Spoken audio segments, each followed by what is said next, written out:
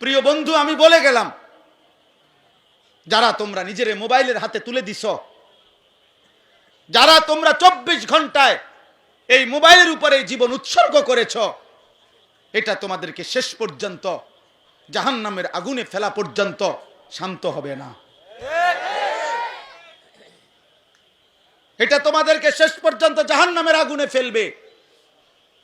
রাত নাই, দিন নাই, সকাল নাই, দুপুর নাই, মা বাবা, পরিবার, আত্মীয় স্বজন, ধর্ম, কর্ম, ঈমান, ইসলাম, আল্লাহ, রসুল সবকিছুর থেকে বিচ্ছিন্ন হয়ে অগণিত যুবক তোমরা দিন রাত নিজেরে এই মোবাইলের উপরে ছেড়ে দিলা, সমবয়সী বন্ধুদের উপরে ছেড়ে দিলা।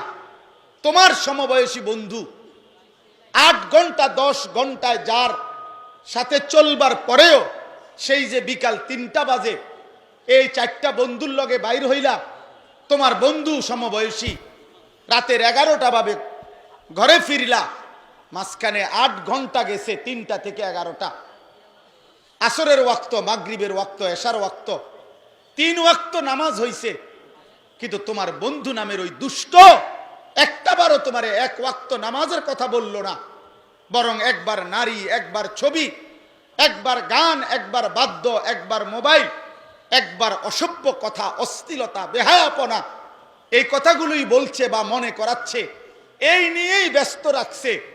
আল্লাহর কসম বন্ধু, এই মানুষ তোমার বন্ধু না, ও শয়তান, শয়তান, শয়তান ছাড়া আর কিচ্ছু না হয়। ওইটা ইবলিস, ওইটা ইবলিস, ওইটা ইবলিস, ওইটা আদুউম মুবিন, ওইটা স্পষ্ট শত্রু শয়তান, স্পষ্ট দুশমন। এটা যে তোমারে আল্লাহ চিনায় না, যে তোমারে আখিরাত চিনায় না, যে তোমারে পরকাল মনে করায় না, যে তোমারে মালিকের সন্ধান দেয় না।